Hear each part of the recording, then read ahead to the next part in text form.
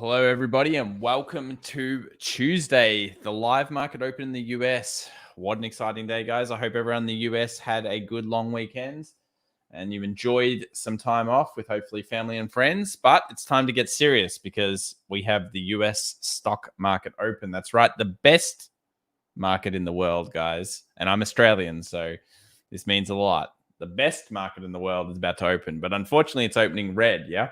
At this stage. Dollar index is the story of the day so far. The US dollar is absolutely skyrocketing at this point. For anyone that hasn't got this on the chart, we've been talking about it for quite a few days. Unfortunately, when dollar's been up, the stock market's been down. And when dollar's been down, the stock market's been up. We kind of need a reversal if you're hoping towards the bull side here. And it could happen. And we'll talk about the strategies and concepts here. We've got so much to cover in today's shows. Obviously, we're going through some macro data, going through some of the things that we talked about in today's video. I'm excited and pumped to get through that one. We'll talk about some metals. We'll talk about indices. We'll go through some stocks. What else have we got? We've got some crypto discussion. Not too much today, though, I will say, crypto fans out there, because it is mostly stocks at the moment. And, of course, we'll take it into the open. For anyone that's not aware, this week means business. And what I mean by that is we have non-farm payrolls. We had a 50 basis point hike here in Australia from the central bank. That's 50.5% extra.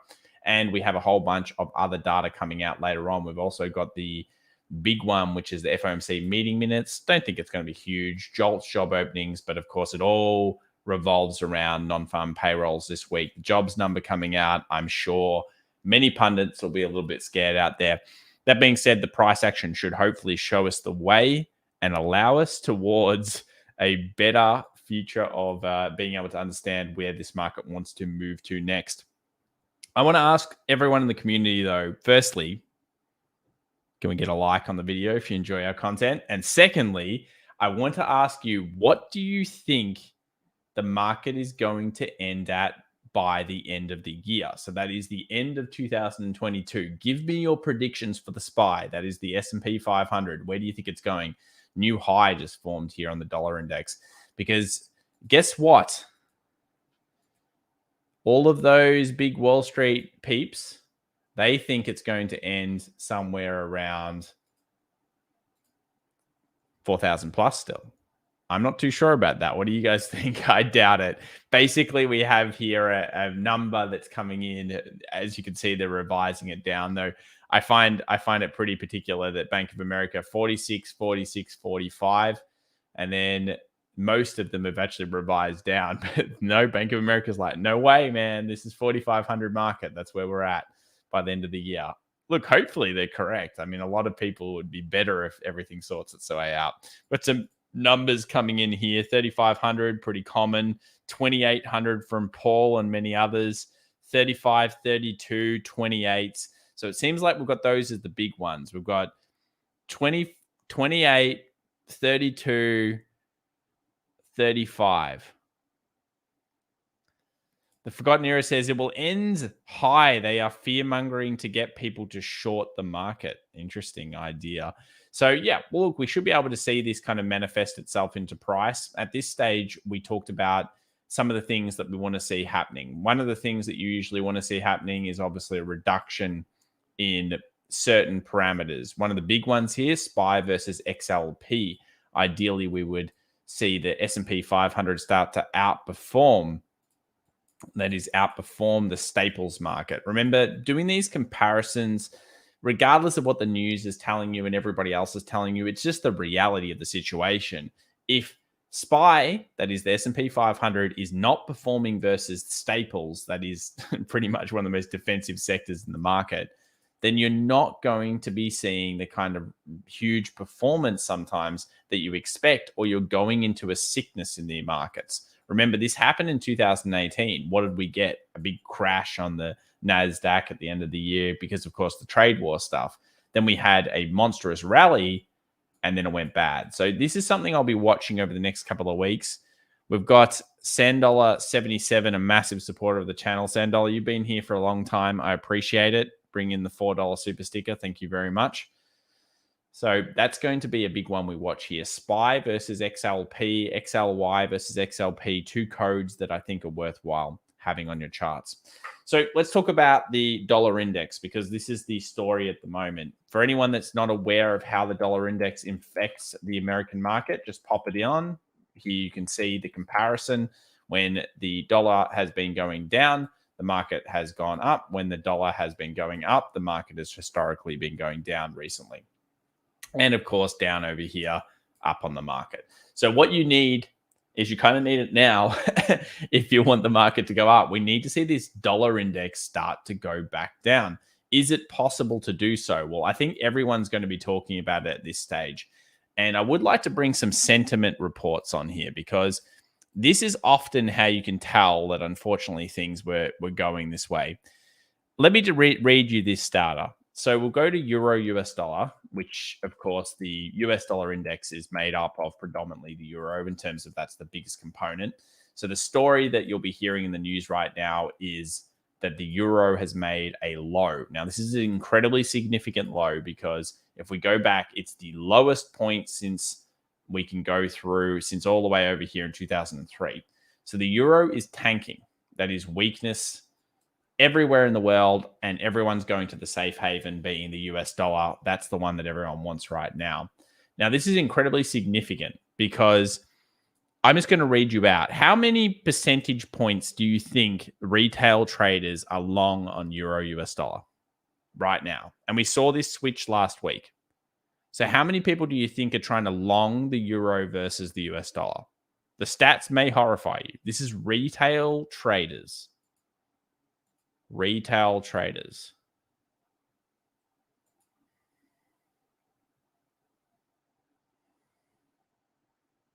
$80, says Rare Rich. It's 85% of retail traders are long. So 85% of retail traders are currently trying to go against this market. Where have we seen reasoning to go long? Well, certainly not anywhere around here. There's no longs yet, guys. And this comes back to the idea of patience, react, don't predict. Could this feasibly go back up? Absolutely. Could it go back up and breach this 106? Would be a massive deal. That would be huge. I mean, that would be huge if that occurred.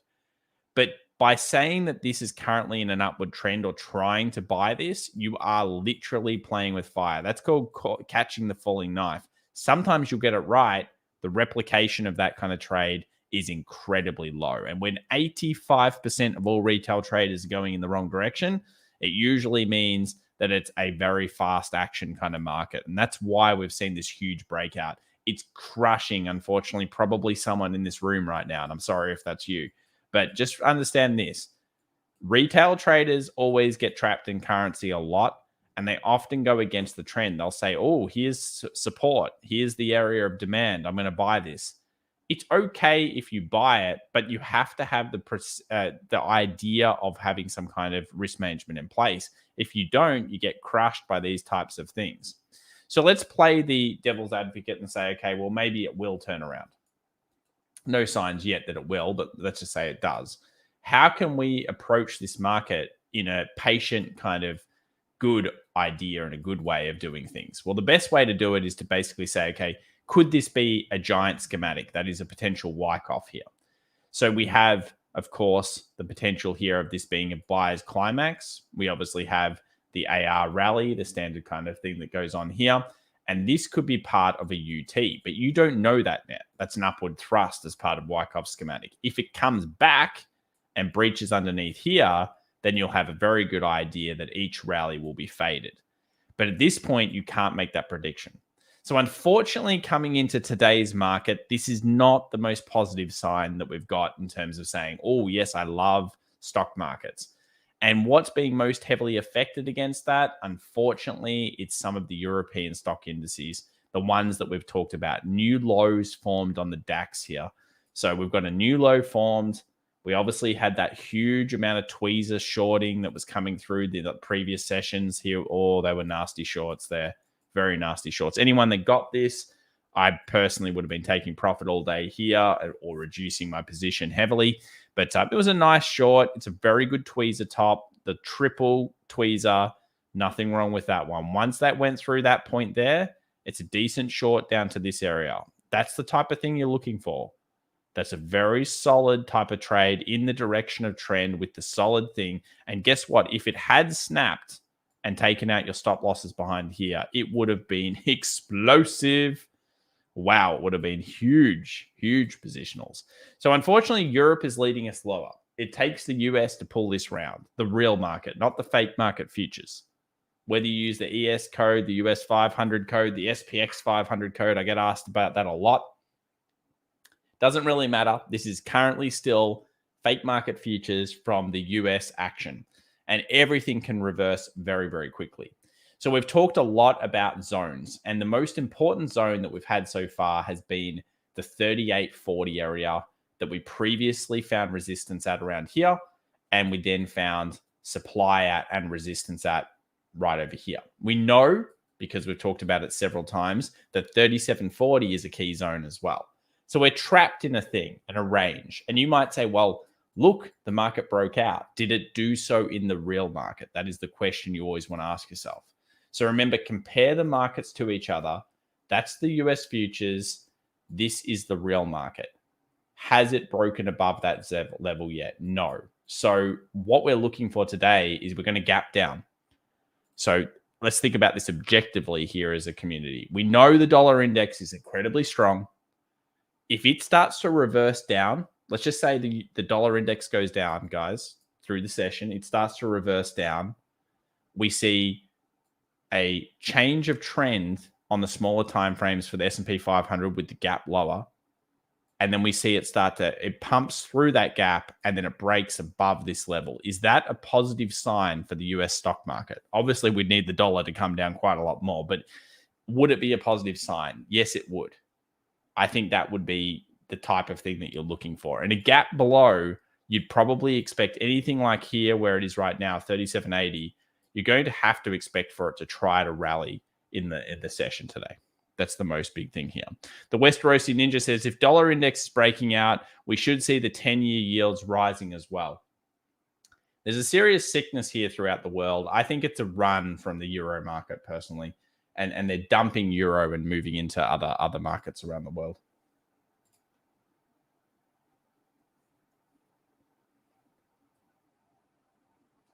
So I think dumping these kind of positions is a big kind of thing here. Basically, what we are seeing across the board is that they're getting out of other markets. They're going to the US. The US is seeing influx in the dollar, which is putting even more weakness on the Eurozone. But you can just see it here in the charts. Look at the DAX, down 2.5%. First time we've seen in a very long time that German trade balance is negative. We have the dollar index powerhousing, and money's just coming out of all markets across the world. I mean, look at the yen. We've brought that up plenty of times. The yen has been a disaster as well. So it's a lot of disasters. Some can be averted, some can't. But one thing you can be sure of, even if you haven't watched our daily video today, I'd go and have a check out of that. The current bond market, that is the yield market, is saying this is what's going to occur over the next year and a bit. The Fed will rise and they'll raise. At the moment, it seems like they're going to hit like a 3.4%. And then they're going to be forced to quickly cut it down to about 2.6%. That's what the bonds market is telling us the current transaction will look like in terms of the Fed raises, ruins the economy, and then has to cut it immediately. And of course, when they're doing a cut, let's say they deal with inflation, let's say they do that, what do you all think? This is my hypothesis, and I agree. I've said this from the beginning, and I believe it still to this point. I've always said the Fed will never get to what it says it's going to get to. They might say, oh, we're going to get to 4. They'll never get there because they'll do so much damage that they'll have to start cutting. But what this is going to give us all is a potential opportunity, a really big opportunity, because the markets could be flawed at this point. They could be at your predictions, the 3,000, the 2,800, the 3,200 on the SPY. If that happens and you're at that zone, who's going to come back in once they're cutting rates again? The Hewlett Packard. It's coming out of retirement, guys. It's coming back. The Hewlett-Packard's coming back out. It's using expensive ink, because Hewlett-Packard has expensive ink, guys. Look it up. It's very expensive ink. I've had them in the past. And the printer is coming back in. That's what's going to happen. The printer is coming back in, because eventually the printer has to come back in. There is no reducing the balance sheet long term. It's not going to happen. They're going to have to bring the printer back in, and they're going to just keep doing and doing and doing what they always do, because they're going to have to do this. It's unfortunately the truth and the reality of the world that we live in right now. The Hewlett-Packard comes out at a later date. That's what's going to happen. That's a source, HP. Yes, it is. But we're not British here. We're not drinking the brown sauce. HP sauce, is that what it's called? Anyone from the UK here? You know what I'm talking about, the HP sauce. But yeah, I have a feeling the printer will have to come back out sometime in 2023. They'll be forced to. And I mean, it's not funny. It kind of is funny, but because it's so ridiculous. But this is the reality that we sometimes live in right now. So hopefully it kind of does play out like that, and we avert the first recession to a degree, or it's very mild. What's going to happen past that point, though, I'm very worried about. And I have one thing to say, and I won't go any further than this, but I'll give you a hint about my prediction into the future, because a lot of people ask me, what do I think about multiple years away? And I've always said, I believe the apocalypse is coming 25, 26, something like that in this decade. And the biggest thing you're going to want to look at is going to be a crash led by housing. Okay, I'll just say it that much. But if it's led by housing, there's no way to save it. They cannot save it. Okay, I'll just say that.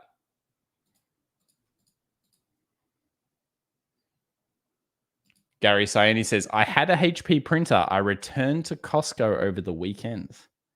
Is that because the test ink they gave you only gave you 5 pages, Gary? And then you were like, wait, they said it came with the cartridge.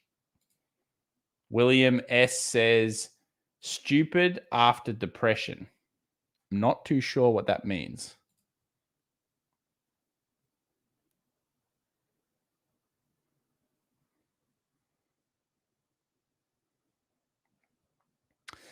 Here he says, is there cracks in the housing market already? It's not led by housing. It's at the moment, the housing market will drop, of course. You can't raise rates and the housing market doesn't drop. That's how it works. You raise rates, housing market drops. But it doesn't mean that it's cracked. What you need to see is in the future incredibly lax standards. When you reduce the standards, everything goes bad. Kevin says, Toronto real estate is teetering. It could drop 30% and hardly dent the market. Since the last 2 years, it's gone up 34%. Great point, Kevin. And you're exactly spot on there. Same here in Australia. Same here in America as well. America has done a very similar thing. We've got 20, 30% hikes. Some people will be hurt by that. But the predominant loans sitting out there are not written at the current really high rates. Remember, we didn't see a huge amount of transactions. We just saw a huge appreciation in price. So it's very important that we always differentiate that. But always remember this. The biggest market in the world is not the SP 500. It's the property market.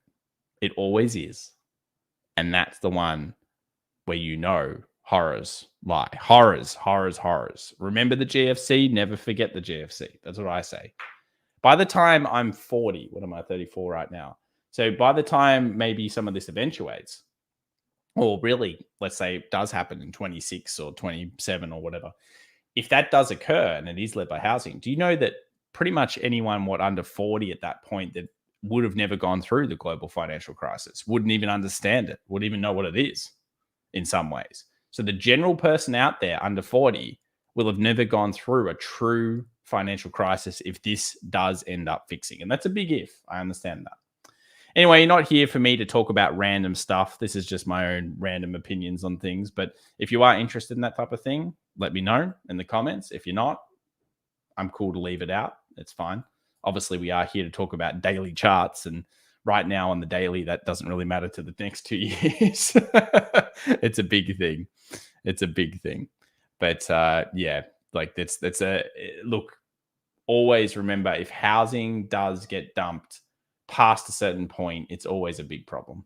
And it's because it's the biggest market in the world. So we've got here this big difference between the US 500 and the S&P 500.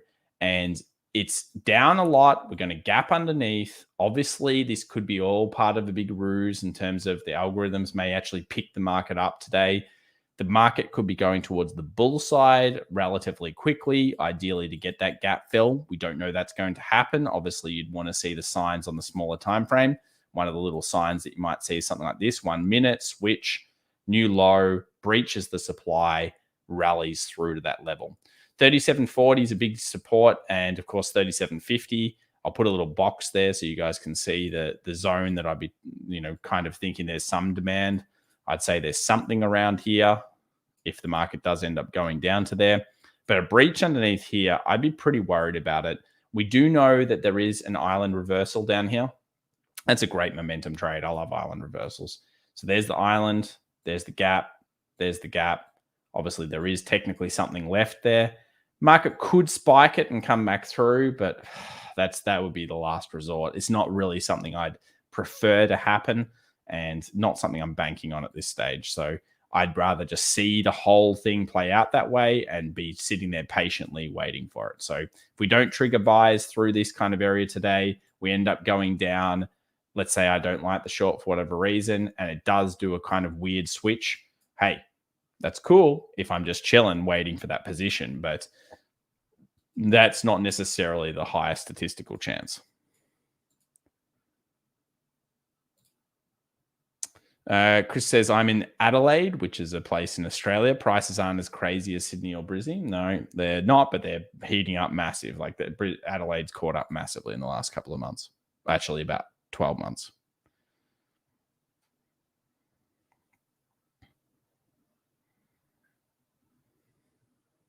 You guys are getting wild on the property. Yeah, that's the one reason I don't necessarily talk about property too much. People get wild. Everyone has a big opinion on the property market, which is totally fair enough.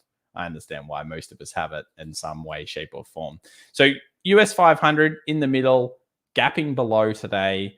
Action looked towards the positive side. Currently, though, let's look at some bad asset management indications of what's actually happening here under the hood. We've got a large amount of net shorts. This isn't net shorts held by small traders. This is net shorts held by big kahunas. I don't like seeing big kahunas with massive amounts of shorts.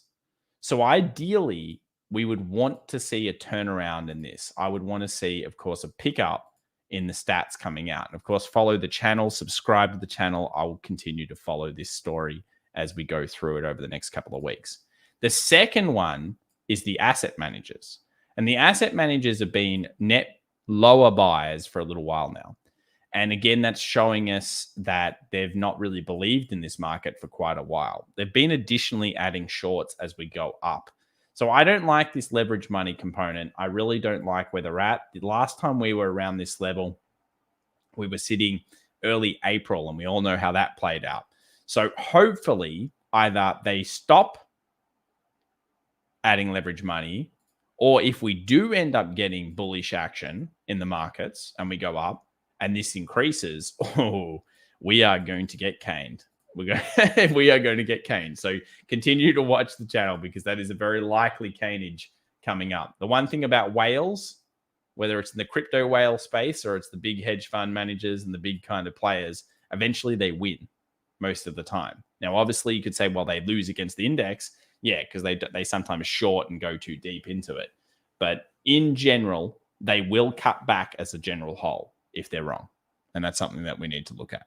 John B says S&P 500 was overbought for years. Now it's oversold. Certain indicators will show you that for sure. Absolutely. And we are historically around that 20% market in terms of what's going on. Thank you to over 1,000 people that are joining us here for the Tuesday Open. Again, we hope you had all a great weekend if you've been in the US. We are unfortunately coming into the day of kind of reckoning to a degree. Dollar index is just exploding out. They're selling hard in Europe. That's the big market that they're kind of selling. If we go over here and we click on the futures, you'll notice that currently the big sell downs have been in the European market. So we've got a 2.41% Euro stocks. We've got a DAX 2.57. Nikkei wasn't too bad there. And then, of course, we've got the US market futures currently sitting about 1%-ish down. So that's the big story here in these markets. Other things that are failing, unfortunately, all commodities are generally dropping a little bit. Gas falling a little bit here. Maybe that's good for us. Gold, silver holding a little bit. Gold basically flat as a tack. And then we have the rest of the metals really copping it. Copper in particular, Dr. Copper, 3.65. So we'll go through a couple of other indications that we look at here in terms of market health. The big one I've been also mentioning quite recently has been semiconductors versus the SPY. So that is SMH by SPY. And type it in right.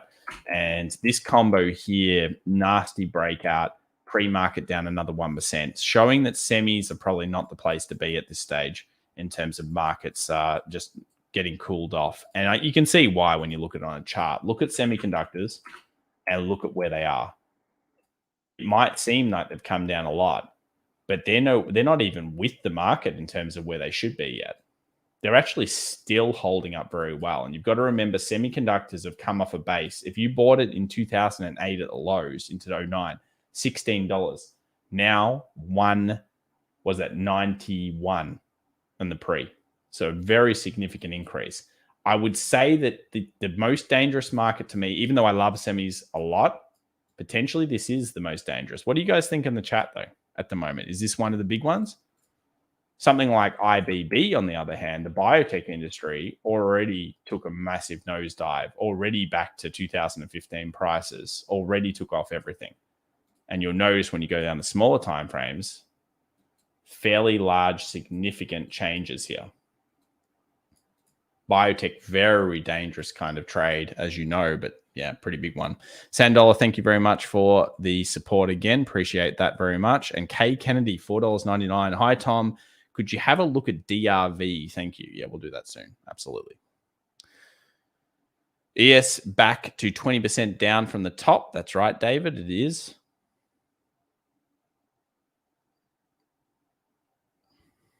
Chip stocks always lead recessions and recoveries. That's right. That's why we use SMH versus SPY. Chip stocks do also lead the recovery component. Yes. So technology, growth, high beta, that kind of thing tends to do well in recoveries. You are correct. IBB will file for bankruptcy at this rate. Yeah, there you go.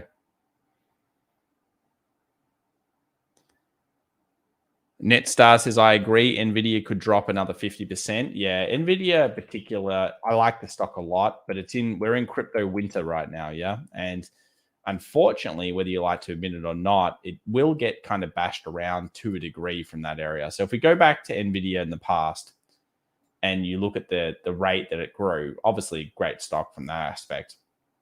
You can see I'm coming down to a little red zone that I've got here on the charts, sitting around, 136-ish. But when it drops, it tends to tank. So over here in October or September of 18 to December, I do remember this. And I think it tanked, about 57%. So it lost significant portions of its positional holding. Right now, we're only down, 58-ish%? So very similar. Over here during the GFC, as we mentioned before, big tank during the tech bust, huge tank off. That level there was way more significant. This will be more in the vicinity of 90%. So 90% drops during that time, about 80% during the GFC, 58, which is pretty similar to now. Significant drops in a quality stock. But again, I think that this is looking to knock, most of these sells at the moment are knocking off a lot of the froth that was put on since the pandemic. That's what usually is happening here in the markets. We'll do K Kennedy's one quickly here, and then we'll start looking through some other stocks and indices and some of the other markets. DRV. So this is real estate bear shares. Oh, wow. I think you're probably a little bit late to this one. If you're going short on real estate shares, what is this? Bear shorts? Oh, okay. Yeah, bear shorts. Look, I'm not a huge fan of the 3x funds sometimes. You've got to understand what's going on with them. I mean, obviously, yes, you are correct. Base, max paying kind of concepts coming back to the level. I do think that these REIT kind of trades, they will suffer, but at the same time, do you want to be in a 3x leverage fund towards it? I'm not sure about that one, but yeah, you're correct. I mean, this is the type of bottoming formation. Obviously, this is the bear side, I believe. So you'd be looking towards it going down, this going up. Yeah. In Australia, we don't have these types of funds. We just use CFDs. Kevin N says BTC breaks below 19K, almost no support level until 12. Yeah, well, let's have a look at another couple of markets. Obviously, again, the S&P 500 down 1%. I believe it's driven at this stage by the US dollar just absolutely hammering through that resistance. Copper, Dr. Copper, just getting obliterated. This is a beautiful Wyckoff. We obviously spoke about it on the channel. It's still in play. It's still getting down hard.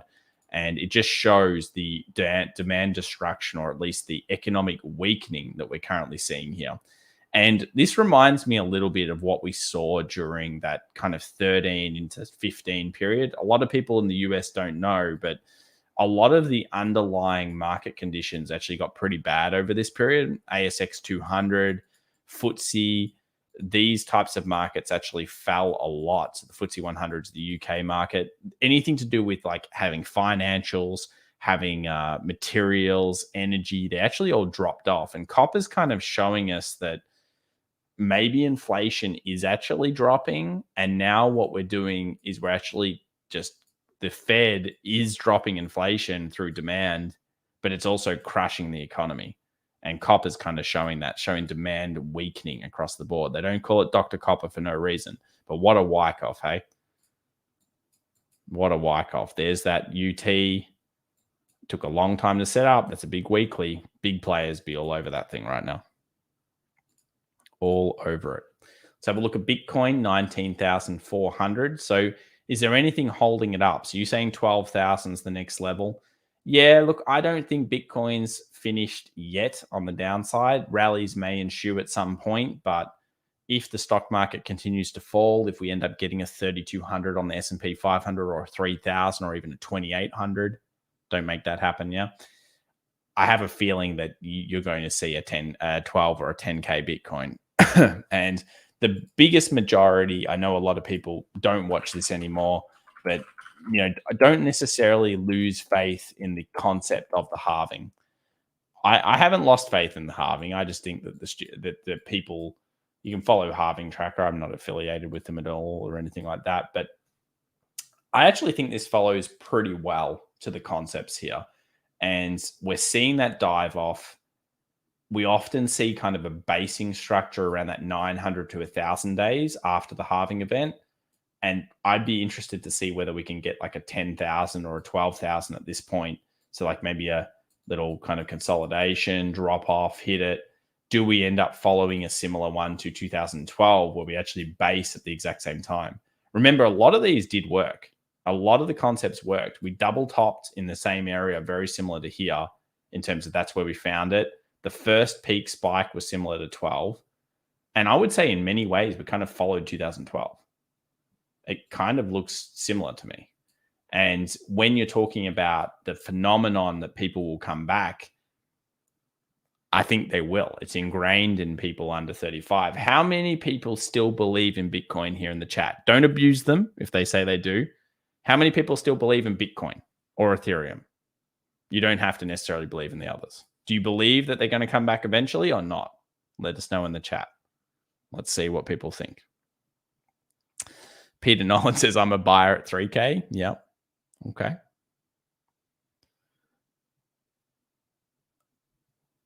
Good point here, Westerosi Ninja. Sailor, who's very famous for having massive leverage in it, I believe, is begging for government regulation from Congress to stop the crypto bleeding now. Yeah, well, I'm wondering whether crypto has to take someone like a high-profile person like that out. I don't know where his level is. Maybe someone in the chat smarter than me knows where his level is. But I assume he has some kind of leverage on this position. and it's probably getting closer. And often, unfortunately, people get liquidated. The story goes a little bit like this. The people that knew the dot-com boom was going to happen started shorting in 1998. I don't know how many people know about this, but there was a bunch of high-profile big brains. Like, I'm talking big brains, not small brains, big brains. And these big brains, they came out and they were like, I'm going to short this. Oh, I know it's coming. It's a bubble. It's a bubble. And of course, the famous quote is the markets can stay, sorry about that. The markets can stay irrational longer than you can remain solvent. And that's what happened to them. It went up, went down a little bit. They said, yes, look at us in 1998. And then it went up, vertical, crushed them. And about a month later, fell off a cliff. Almost like it was orchestrated to crush them. It literally crushed them. They ran out of money. They had to reduce their positions just to have enough, just to at least live on the millions that they had left over. But they lost billions in these shorts because they knew and they had an idea and they were definitely confident in that happening. But unfortunately, they got the timing wrong to it and they got destroyed. And that's a story, a cautionary tale of course, the same thing here. Maybe someone has to get taken out.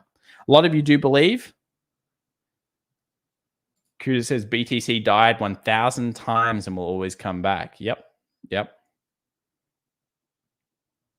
I think Bitcoin is here to stay. Yeah, I tend to agree. I think it's ingrained in our society for nowadays. But does anyone have the answer here about the sale? Oh, his level supposedly is 3K. Okay. Oh, well, he'd be probably all right then. It's unlikely to hit him. Would have to go into a full-on meltdown in the markets to get it down there again. John Moore says, I don't want to be the cautionary tale. Yeah, it's very difficult. I also find it hard to believe that the ramifications of what crypto knocked off, which was trillions of dollars. Like, what was the cap on crypto? Like almost 3 trillion. And now it's what, 800 bill? Like, that's $2 trillion wiped out. And I know of retail money mostly. And you don't think that's going to have ramifications on demand? It's even further clarification that demand's getting crushed. So, all right, let's go back over some of these markets. US 2-year, US 10-year down. Inversion, which is, if anyone ever wants to put inversion on their own charts, US 02Y, you can do it with me right now, / US 10Y. Press the enter button. Look at that. We have magic. I like the magic here. So US 2-year versus US 10-year, and we're getting to around that 1% inversion again. We've obviously seen this already once before. And the more likely it sits above here and the longer it sits above here, the more chance that it's the real deal. We've obviously seen inversion before. You know what I think about inversion. I think it's a very bad sign when you see inversion, especially for a long time. I mean, what a teller it was before the whole GFC event. I mean, it was a serious teller. Geez, it sat there for like a year inverted. Blech. The longer it inverts and sits there, the worse it is. Look at the 2000s. Look how long it sat there inverted. So it inverted in January of 2000, and then 2001. It was inverted for basically a year. Wow. Huge. Wait, is that a year? Sorry, what am I talking about? Feb into. Yeah, quite a long time. So a long time of inversion, a long time sitting up there. And that's why people got crushed, because they were trying to short the market around here when it first inverted. They thought, yes, I got it right. Well, not so lucky, unfortunately.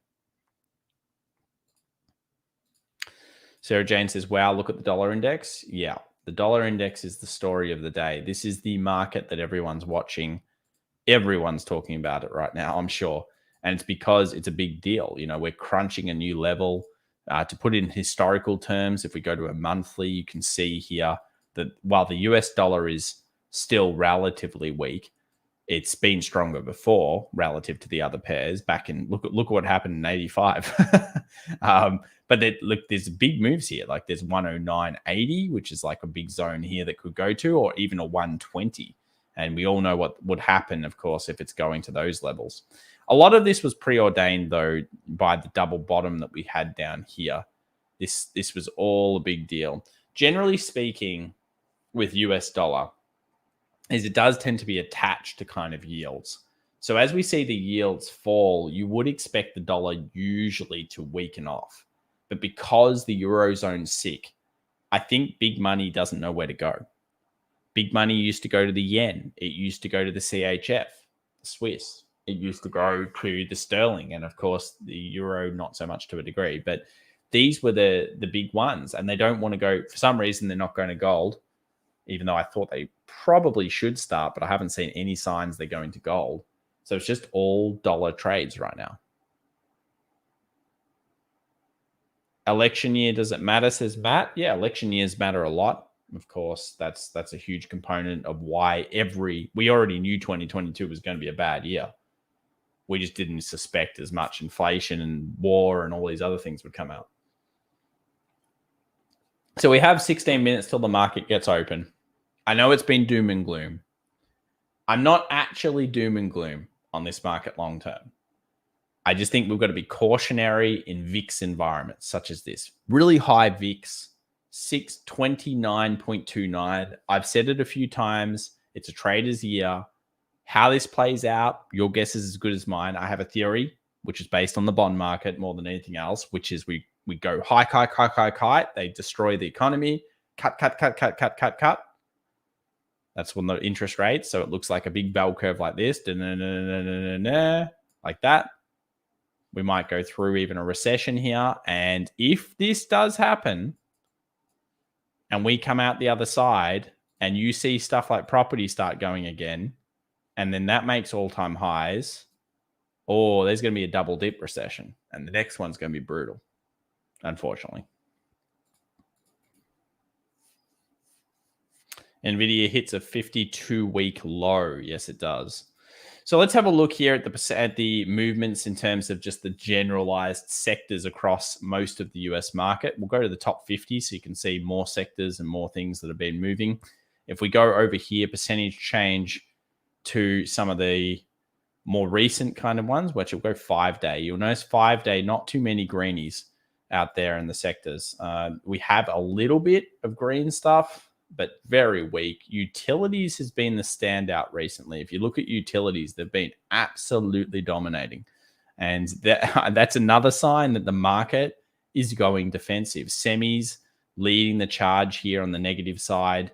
Semiconductors again, that is not good. That's not what you want to see happening here. And if we go to the last percentage day trend, again, semis leading the charge down. Rallies may be sold here. So any rally that we get in the US market, if we get like a 4100, a 4050, I think you should probably consider following the channel because we'll be bringing out whether these big money flows are continuing to go the short side. And if they are going the short side, while they can hold for a while, eventually they usually take their pound of flesh in these markets. So yeah, it's not a crazy market. It's just a very tough time to navigate because we've never seen so much central bank policy. I mean, I'm not saying that anyone truly, well, I'm sure some people truly understand how this is going to play out, but to do it right now, you have to be more of a day trader, more of a scalper, and more of a long-term investor mindset. Okay, you want to buy prices that are based on multi-year concepts. If you're buying something for a 3-month run here, I don't know if you can if you can see 3 months out right now. Thanks very much, Monica. Appreciate that. Latest on the Bank of Japan. Yeah, the JP10Y. So it's not really been under as much threat. Let's have a look at it. It's back down to 0.217. So you can see the JP10Y sitting there. It had some pretty aggressive moves on it when I brought it up on the channel. These were worrying signs. I don't think anything's going to happen until October on this. So they're not going to reverse policy or do anything. They've got some vote coming up. So that'll be a big one and a huge moment for the JP. But look, at this stage, we're not seeing it pressured as much. If we go to the US dollar yen, and then we'll jump over to the markets. Go to the US dollar yen. 135 75. So yeah, I mean, definitely an increase over the recent weeks, but now it's starting to hold pattern here. Current retail sentiment on it, I'm just having a look if I have that. Let's see if I have current retail sentiment.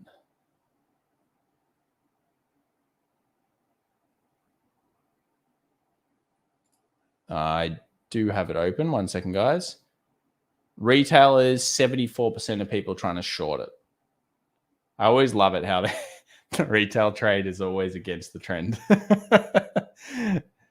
78% of people short along the pound US dollar, 85% along the euro. This is retail, not necessarily big players. Yeah, so most people are trying to short all the yen pairs.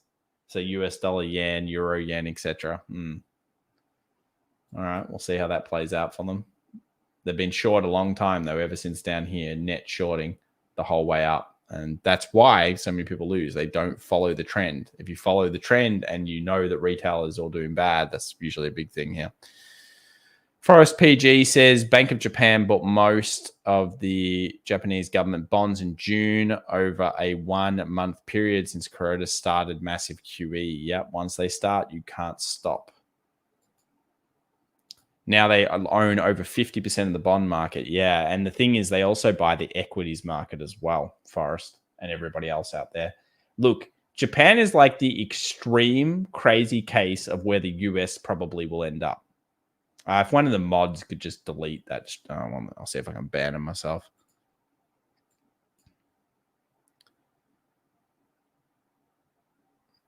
Oil dropping fast. Yep, this is destruction. Copper's shown us the destruction in place. This is copper. Dr. Copper, don't lie. Dr. Copper's upset. He's not happy with everything. Oil also getting a pounding here. Another weakness here in the oil market. Maybe you get a new low here. We'll find out whether that comes through. Gold. Let's take a look at gold here leading into the market. Gold, big kind of bullish hammer here on the Friday session. I saw that and I thought, I wonder if they've actually started to add into the gold. For anyone that doesn't know, gold does tend to have a little bit of a positive July and a fairly positive August kind of period with it. I don't know whether that's going to happen again. We're not really seeing the signs of huge buyers here. Love to see a reversal here today on it, though. Wouldn't that be a big sign? That'd be awesome. Imagine this. Ooh, that'd be nice. Double tweezering in the demand. Fantastic. That'd be cool. Gold versus euro. Yeah, that's a great concept. So gold versus euro is a relatively solid one. Obviously, instead of pinning it against the US, you're pinning it against a weaker pair. It's the right type of idea. Again, off the demand, just gold is relatively weak. Let's bring up the US 500, though. We're coming into the market here. We've got 9 minutes till this market opens. Again, news for the week. It all pins around the Friday jobs numbers. Let's have a look at options as well. Where are the options on the expirations here? So we have the options expiration today is sitting at 383 for the SPY. This poor person lost all their money. What are they doing with the 340 puts? Who is that? Who is that? 340 puts down there. Then we've got the 375 puts and we've got the 400 calls. Most likely, both of those will not make any cash. And yep, that's the expiry for today. We look ahead. Looks like the expiration is very small here on the next day, whatever. And then we go to the Friday and we have a random amount of 412 calls. 37,412 calls sitting there. Bunch of puts all sitting lower. We don't obviously know who owns all of these, but in general terms, a lot of options expire. Worthless, of course. Anyone, I want to reiterate this. People have been really hammering this idea that Max Payne is like this golden egg goose thing where you follow it. Not really. It's just something that might help you. If you believe the market's going up, you see the correct signs, you know the Max Payne is above for the week ahead, it might just give you a tick of confidence that you know that would make sense for the market to go there. But ultimately, what are you doing? You're using TA, you're using other reasons to get in.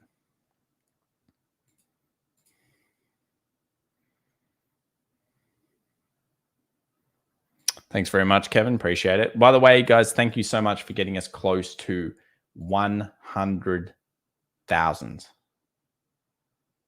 That is absolutely like seriously, like it's amazing. I never thought I'd get there when I was starting this YouTube kind of action a few years ago. So I do appreciate it very much. Especially with our niching content, which gets pretty wild.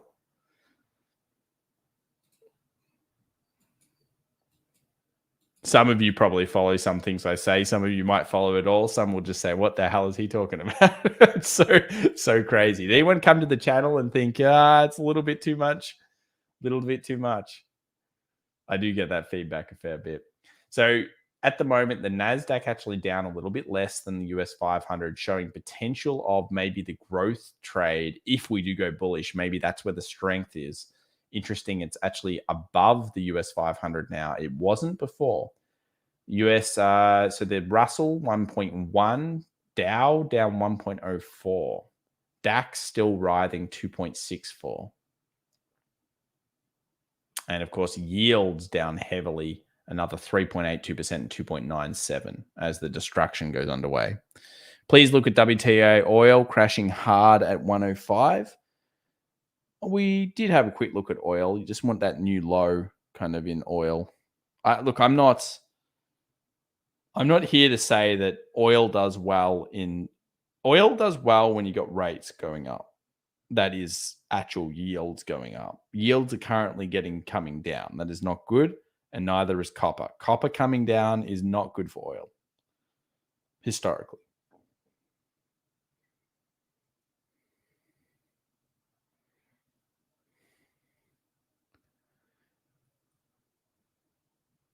Peter Link says, thank you for being a member, Peter. Can you do a chart of what you think the market will do today, key levels to drop and bounce from, etc.? Yeah, I kind of had that already here on the chart. My thought process is if we can get above 38, what is this, 38, 36, so basically 38.40, then I think the market will actually have a couple of days rally in it. That's a very important bull side. The bear side is exactly where it already was, which is that 37.40. So if you take a look here, only 4 minutes till the market opens, so good time to talk about it. This is where the demand is. Why? 4-hour chart. Check this 4-hour chart out. Can you see what I see? Look at this. What is this? Who are these? This looks like some algo action to me. Looks like some little demand buyers. So I think there's a fair bit of stops sitting here. So that's around that 37.40. We already tested it twice, which we've been so far correct on. Obviously, we knew this was the resistance. Ignore fake market futures. So the break here doesn't count because in this case, we know it was coming off a long weekend. So I don't trust it. It's not a good one. And the market's kind of trapped between these two zones. So if I was thinking about it logically, I'd be looking for the bull case here. Even though I know the dollar index is powering, I'd be looking for the bull case and hoping at the same time the DXY was coming down just to give me that consistency, because we do have two lowering yields, technically a small positive here in the markets. And we also have a relatively high negative sentiment on markets at a point where we have put a lot of destruction in. And we're in July, which tends to have that little bit of a run in it during midterm years seasonally. Now, I would like for it to breach that, like something like that, run up, obviously fill the gap, which will be probably a place you would descale and then move through. If you're a big bear and you're already in, obviously, I think this level is a fight zone. But if it does get through this level, I mean, it will probably open the gates to at least clean up at 3,700. So they're the key levels I'm looking at. 37.40, 50. Movement up to the 38.40. Clean up the gap here as well. That's going to open in the morning. That's the type of stuff I'm looking at. I do not, at these types of times, look at the Nasdaq as a lead. No.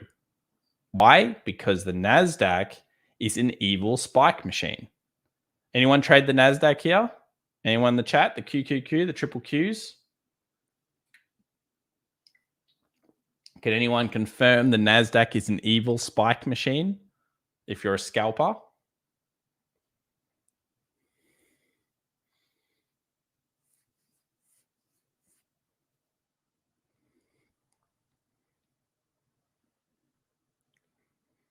If you're wondering what times are usually good for the scalping kind of concept, 7 to 11 a.m. New York time tend to be very good.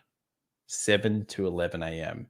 Sometimes you get really good setups pre, not necessarily seeing that today just yet. We have absolutely zero structure in the middle of this land. Up to 11 a.m. tend to be the good scalp times in the morning. KJ says it's a fun scalp when it works. Yeah, that's true. And Dave says, I got wasted last Friday on the Nasdaq. And a few people agreeing with the Peter G says, I try and I confirm the nasty scalping action of that. Yeah, absolutely.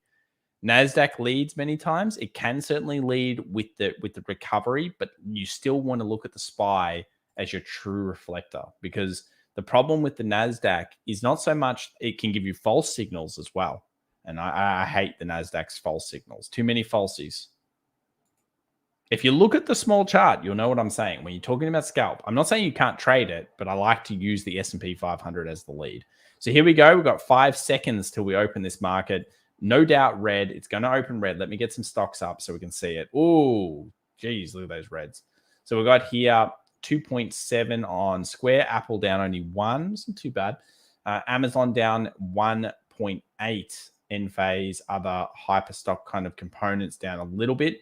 We'll load up the Tiger Brokers app in a second. By the way, anyone from Australia that's interested, we are, of course, this video isn't sponsored. We've got one tomorrow, but yeah, certainly if you're interested in it, there's a good, really great promotion on at the moment. Special offer. You can look at the link in the description down below. And of course, for anyone else in the world, most places that watch this show here, you can get access to it. Let's check out the sectors here. So let's go to the percentage change here into the open. So hypermarkets, the one from the other day, it's the only green.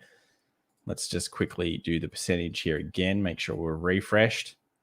Is that right? Semi's down 2. Probably makes sense. So SPX, look at the gap here, guys. That's the big gap. So what you would want to do now is you want to go into a pretty small time frame, probably like a 15-second time frame or something like that. It might seem insane at this stage.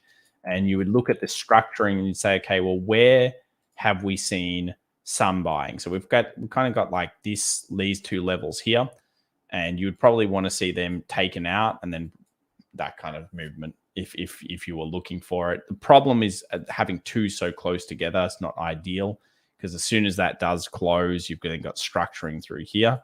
Let's check out the 1 minute. Of course, remember the first hour is retail predominantly. Often there is a lot of shenanigans that go on. So it can flick just like that very, very quickly here in the markets. 37.50. So we're entering into the 50 range. Anywhere from around that 37.40, 37.50 often is kind of where we expect some demand to come in. Market's still big gap left behind so far. 37. Let's have a look at the gap size. So gap from here to the close was 1.31%, it turns out, in terms of up. Obviously down, it was about 1 and a bit. So 1.35, 1.36, 1.65 in the Russell. We're entering into my little red box. And it's still fairly early hours. US oil was requested before. I'll just quickly load it up so you can see. Again, destruction happening across the board. Oil just getting destroyed. New low formed on oil. I can't say I'm too surprised. I'm certainly not personally bullish on oil at the moment. You probably can tell that by the many videos I've made all of the last couple of months, crapping on about how after this point, I lost faith in oil in the market in terms of for the bull side, at least for now. And so far, that is kind of the play out zone.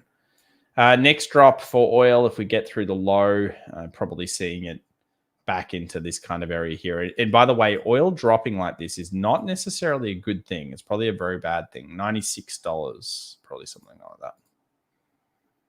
Here we go. All right, so we've entered into that zone. Read some of your comments, guys.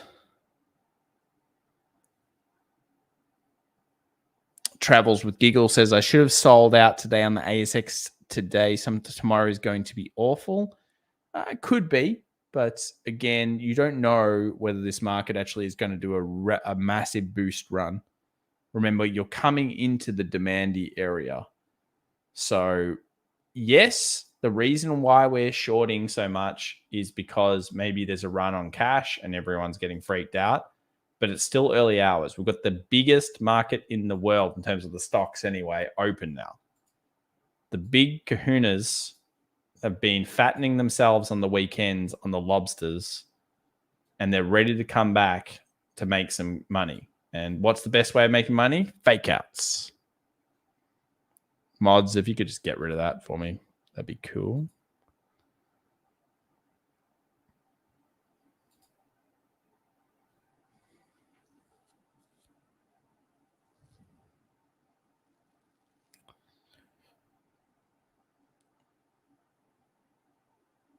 Eugene says, a bond yields dropping a good sign for equities?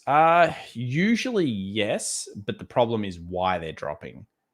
And it's not a defeat of inflation so much. It's more of a destruction of the economy. The rhetoric now in Wall Street, from my understanding, is all about how much is the Fed going to punish the economy by trying to do this. They're not even talking about inflation as much anymore. Now they're all like, the market's we've destroyed the economy. They'll want to eventually see Papa Powell bring out all the tools.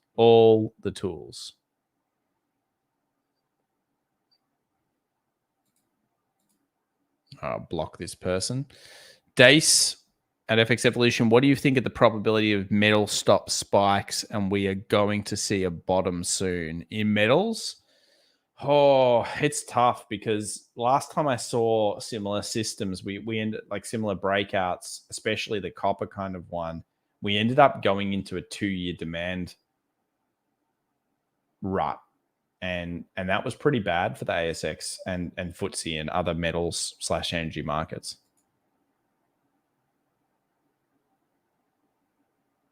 No, is the answer, Matt. They don't. They particularly don't care about you or me or any of us. Chris D, $10. Look at copper and the other leading indicators. Do you think there's credence to the argument of we are already in a recession? Yeah, pretty much. I would find it hard pressed to not think that we're already in a pretty we're pretty much already there. I mean, I just don't. I think it's unavoidable the US goes into a recession now. The question is whether it goes into the I don't even, recession's an overrated term, by the way.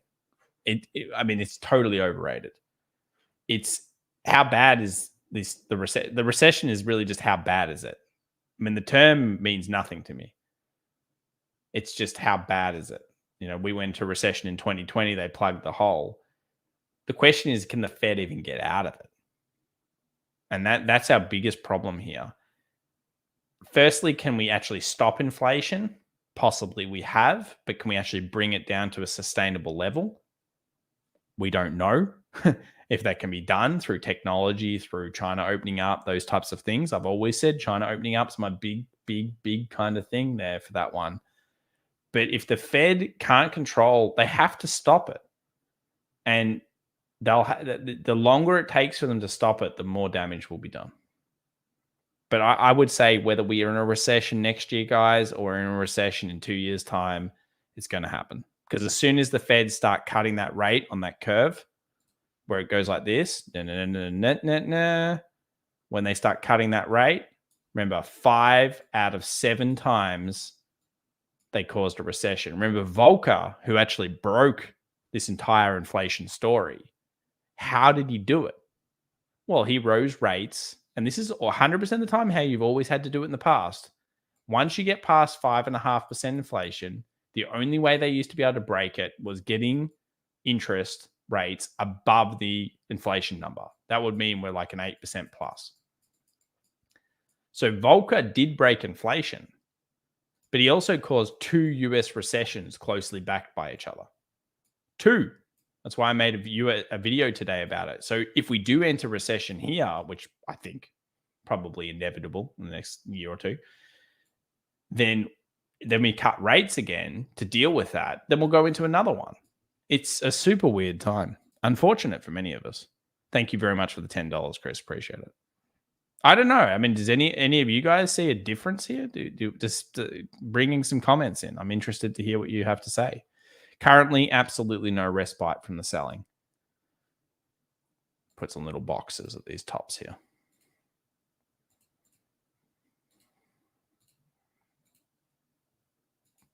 Getting to 37.50 now. Gold trading 17.90. Dollar index now. Oh, dollar index took a small hit. Let's have a look at the 5-minute chart dollar index. Look at that. The first red candle. Let's go down to the 1-minute chart. No signs of dollar index weakness here. So these are the stories of the day. Unfortunately, we need to see dollar tank and US pick up in the next 10 or so points. Chance of rally this week kind of needs to happen soon.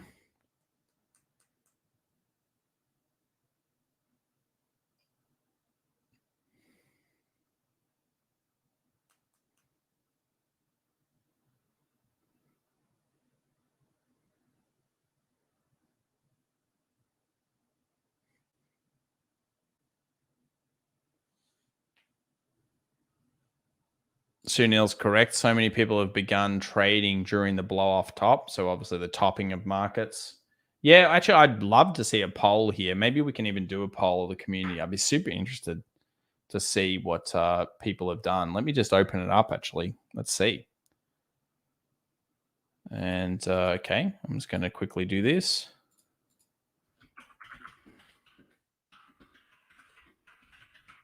This would be a great poll.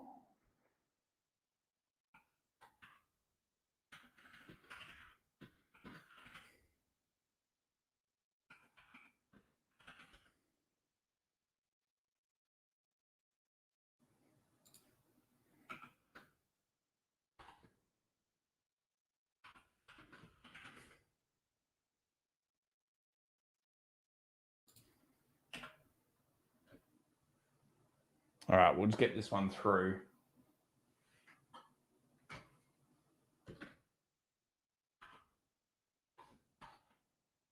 All right, let's have a look.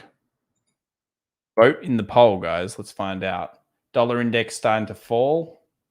It's a nice little drop there. Not much, but a nice little drop there.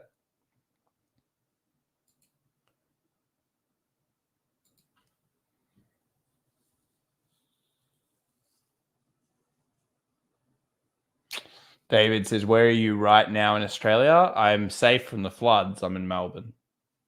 Melbourne, as Americans call it, Melbourne. I used to live with a guy who went to it was really prestigious US university. It started with a B. I don't even remember what his name was. But anyway, he used to say Melbourne. He was a champ.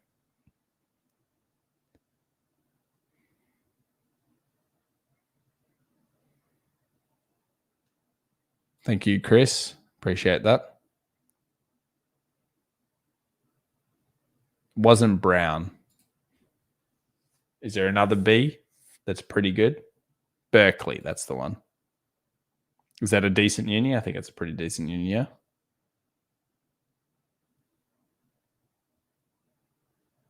Paul says Tom talks about gold so much because he's from Vic. Ty getting a little bit of love. That's right. We've got gold here, guys. Haven't you seen Gold Rush, Australia?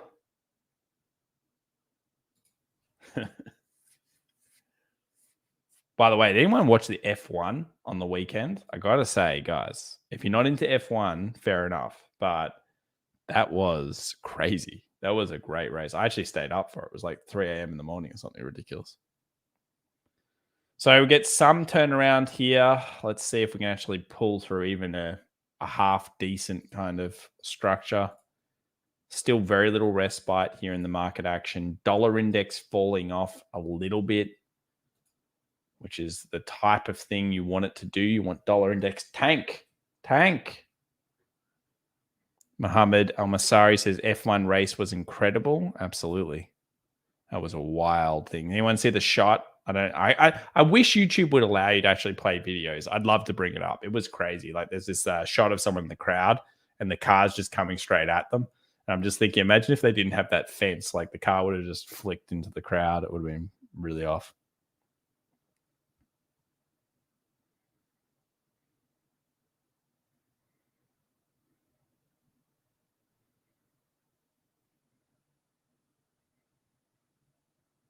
Oh, I think he was on a scholarship to Berkeley. He didn't.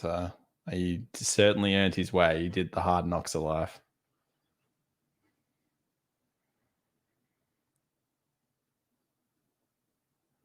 Yeah, that's right. That was an insane one. The halo saved his life. So there's some things here happening in this market. The market is actually going a little bit lower, but notice the DXY has actually dropped here fairly substantially. Let's take a look at it on the, I mean, it's obviously just small time frames. It's just taking back 15 minutes. But still, oh, wow, look at that acceleration. Still a little bit of a drop here. Gold not faring well. It's back to 1788. Let's have a quick look at that on the charts. Going all the way back down to here. So there's so many markets at critical levels. Gold sitting its critical sup. US 500 is getting right around my boxing area. So I'd like to see it actually do some switches soon. And the dollar index is relentless. Needs to drop more. Down more. That's what we say.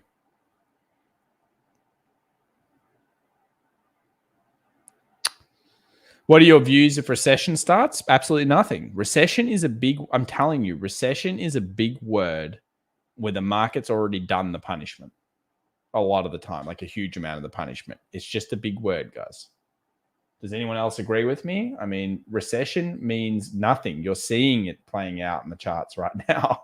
I mean, yes, it might go lower, and the technical term of recession usually means a lowering market.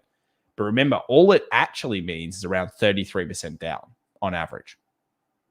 So to put that on perspective of the SPX, let's do it together right now.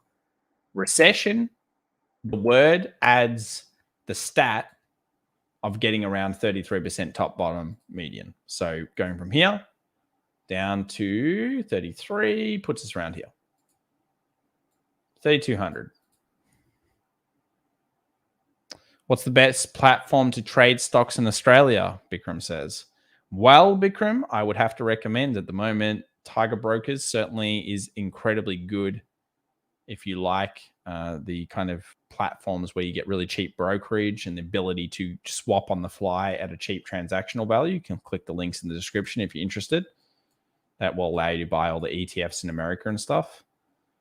And then it just really depends what markets you want. But Tiger has a whole bunch of other ones, Tiger Brokers. So I'd suggest them.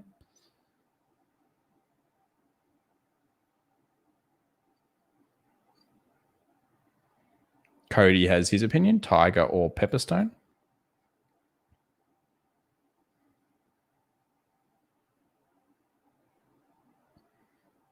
If Citi gets their 40, did Citi call $40 barrels, did they? Interesting. So market recovering a little bit off this area, like it to breach that 37.61 zone. I think it did it by like a point.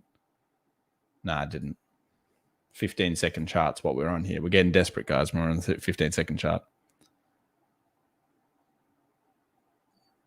I will ask that, Kevin. They always ask me for feedback, so no worries. I'll ask that. So you want demo accounts to see option spreads. Yeah, I get what you're saying. Okay. I'll give them feedback, of course. Always give people feedback.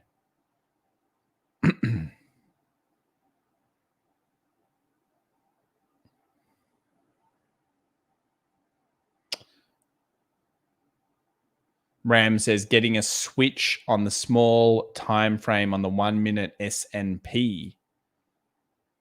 Yep, we are getting a small switch here. Not quite into the break. There's the break. Okay, that's a good first sign. Certainly the type of level that a lot of scalpers kind of consider. Obviously, you have to consider your own own reasons. Gold. What's gold done? Because I'm from Victoria, I'm allowed to look at gold. Gold's done absolutely nothing. But if it did reverse, and I do have the patience here, wow, that would be so cool. So cool if it went back up and gave us another big hammer. A double tweezer with a doji in the middle. Ooh.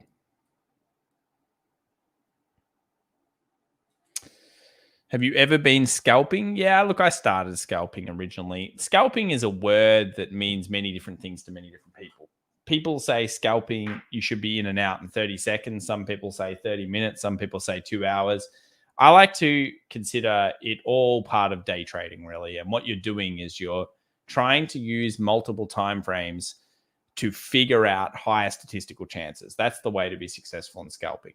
Use the big time frames, come in from the top down, recognize all the trends, recognize the key zones, box it all up, and then find the switches in those areas. It'll give you a higher statistical chance.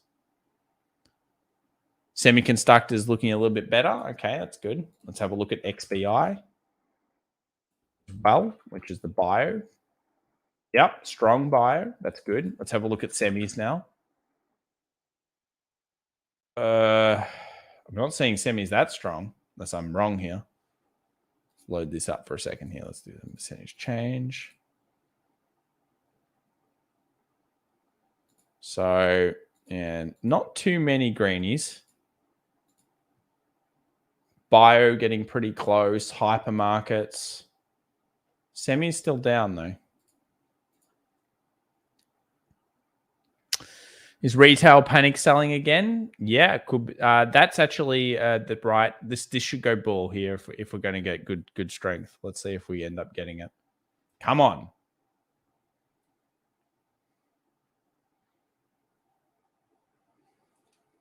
Oh, some little sneaky thing.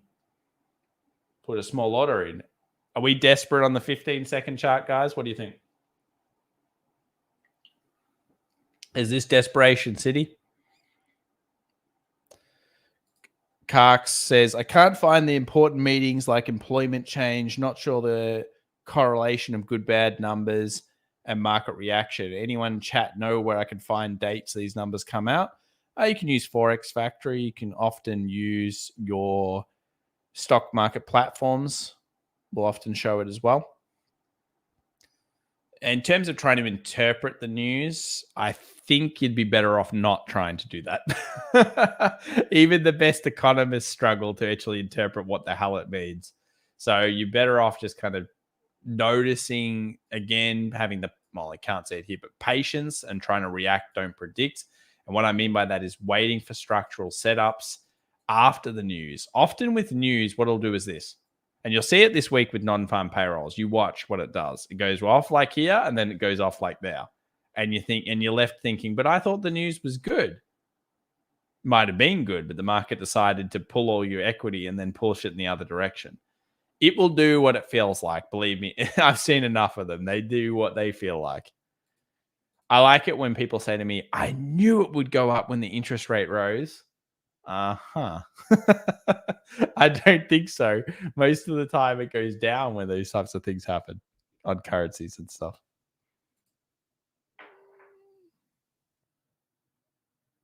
Tyrone's got a show he's doing at 11:30 a.m. tomorrow Melbourne time, if you're interested.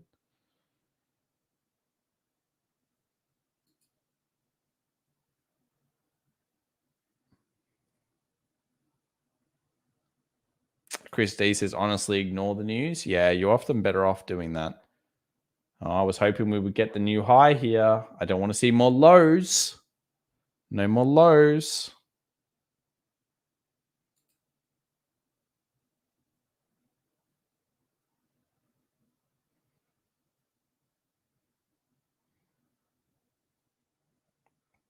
So you're saying fund managers are using our own supers and 401ks against us.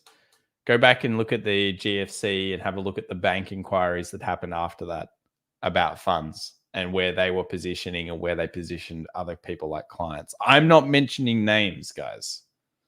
I will never mention the names. I'm just saying you could possibly search Google. Possibly.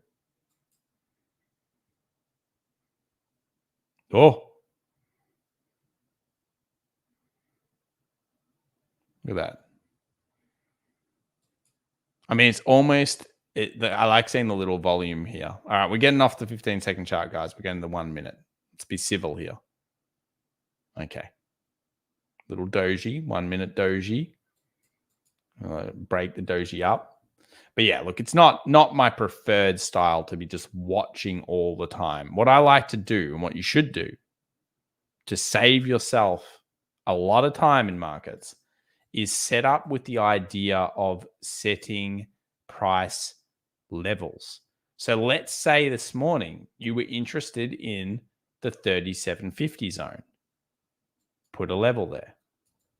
If it hits, you get the alert. Okay, cool. We come in, we have a look. All right, well, now that we have this high, maybe I say, okay, I want to set a price target above that. And then I want to, I don't know, maybe that was my target in or whatever. Where you set an alert. And if you're not getting it, don't sit in front of the charts. Listen to me on this one. You will burn out. I've been at this 14 years. I know because I've trained many people burn out. They get excited, they go crazy, and they do not. Nas, by the way, holding much better, as our suspicions were correct there about the Nasdaq holding up way better than SPY today. The destruction on oil and metals is killing it.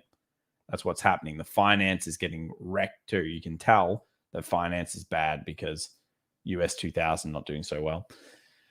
But yeah, that's a big thing. Setting the alerts. Don't waste your time in front of the charts all the time. Set the alerts. Come back when you're getting it. Few dojis here. Like to see that break high now.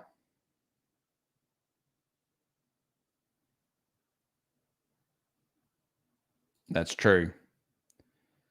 Elite Way E says we need real bulls in the market. There are no bulls left, Elite Way.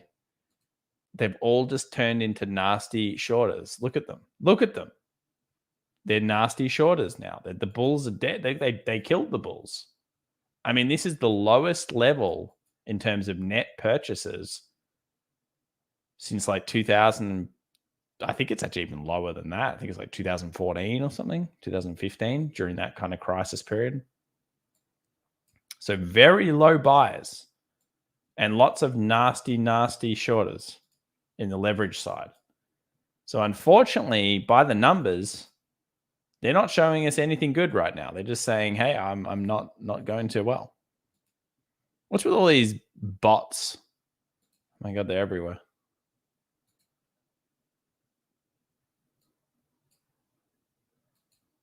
And there's the previous lows. Put in perspective on the 1 hour. Here's, of course, the SPX leaving a gap behind. Gap does exist at 37. Be clutching if it doesn't hold around there, though. I would like to see the turn in this area. Very much so. 5 minute now, new low, unfortunately. 1 minute, dojis did not hold.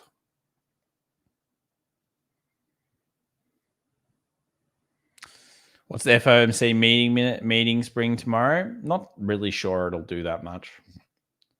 Probably not much.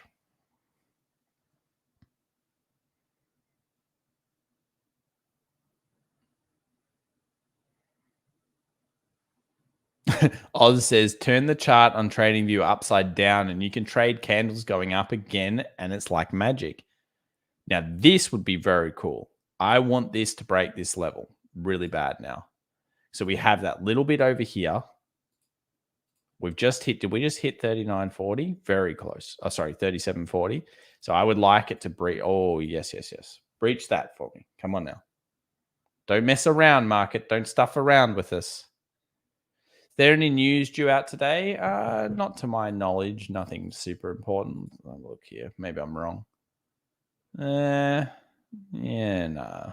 Bond auctions and pounds and stuff. Nothing too crazy. More subscribers equals more bots. Yeah, by the way, I'm not on Twitter messaging people saying, hey, it's me, Tom. I'm glad you're liking the YouTube videos. Believe me, I don't do that. I had a few people message me over the weekend saying, is this you? I'm like, why would I say that? Well, I'm going to tell you to go to cryptopumps.com. I don't think so. Crypto pumps.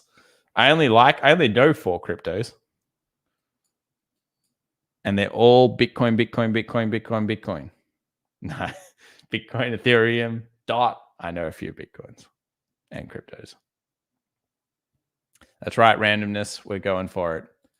CPI data, July 13th. Yeah, that should be a little while away.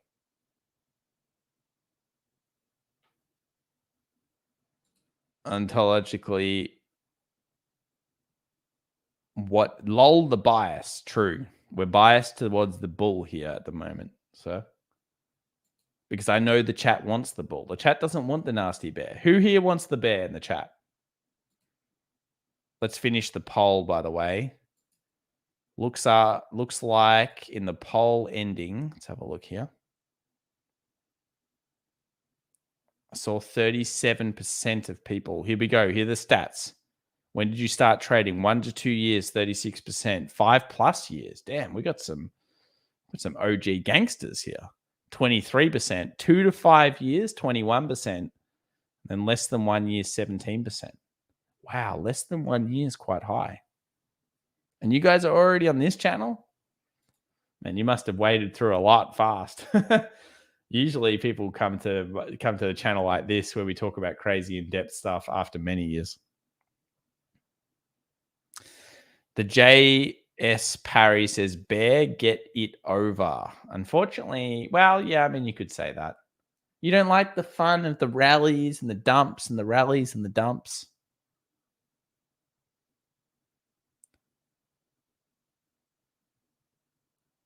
Lots of bears. Oh, you guys all want the bears. Okay, I was wrong. Get it under 37.40 right now, market. That's where we want to go, okay? The chat wants that. Barry says SPY going to 320. Yeah, well, he's probably not wrong on that one. I'll agree with Barry on that. Yes. Okay, come on. Give us a green. Stupid robots. Thanks, Monica. Oh, look at them. They're coming.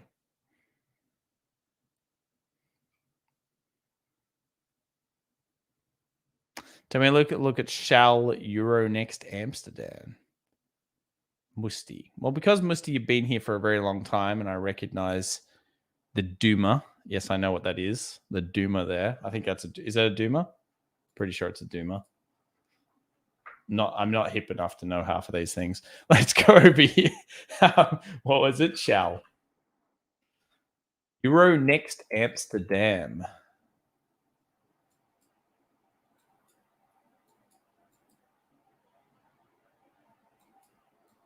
I tell you what, I only look at this if you eat a pickled herring.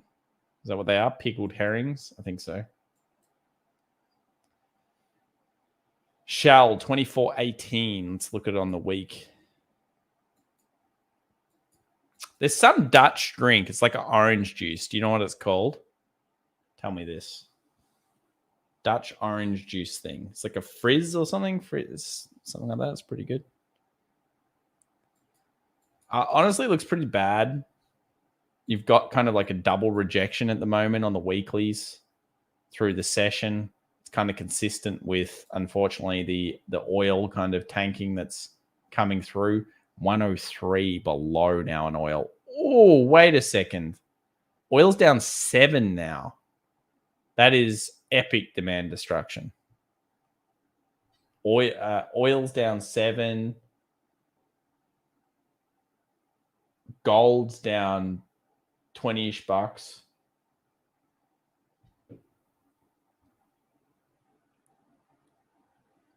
It's only 1.56%, but damn, oil 7%. That's a big one.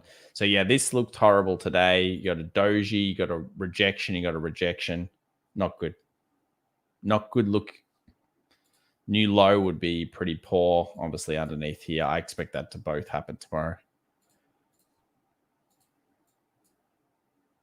Tang, is that what it's called? Ah, there we go. That's the one. Next level would be about 22.26. Still no new high, still not above our 37.63.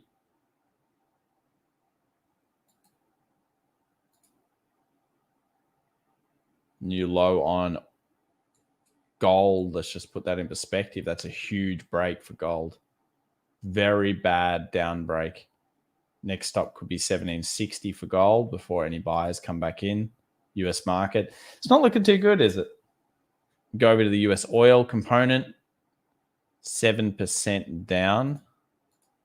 Let's go to 1 hour. So that's that big fall off here since the market opened. Just bang, just tanked in the last hour. And how's the DXY going? Still pretty high. 5-minute chart. Nothing yet.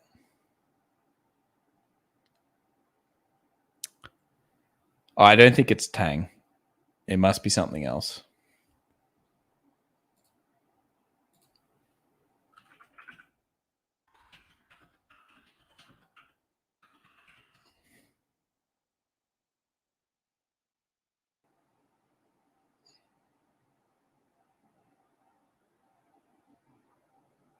I'm just looking up this thing.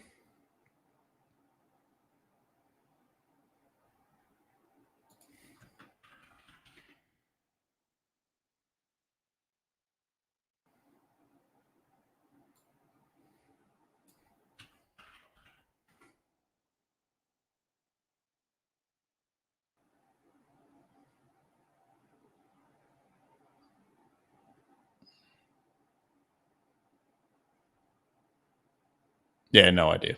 No idea.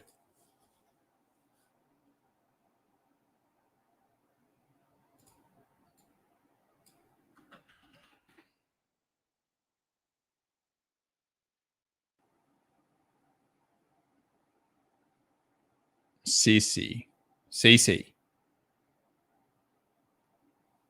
Oh. Yeah, it comes in like a carton or something. Okay. There you go.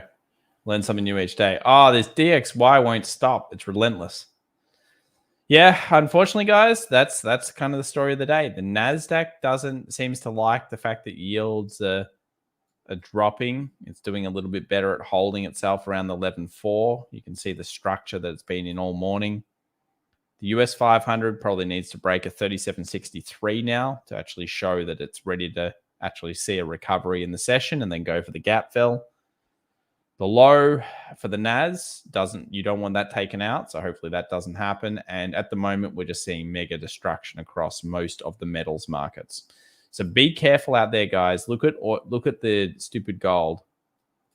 Like gold just absolutely getting cleaned up. And it's consistent with what we've seen in terms of inflows as well. Gold actually has been getting reduction from managers.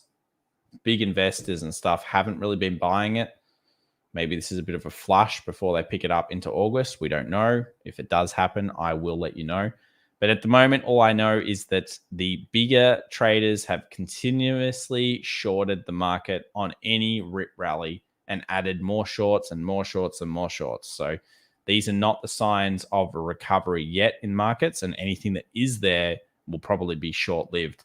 Good luck today, guys. Thank you so much for joining us. Thank you so much for the support in the community. 37.63 current resistance here, and hopefully we breach through that, and then we can rally towards maybe filling the gap. I'll catch you guys later, and you have a fantastic session. Store of value, they said. Exactly. All right. Inverse plays are where it's at. Yeah, pretty much. Thanks so much, guys. Catch up.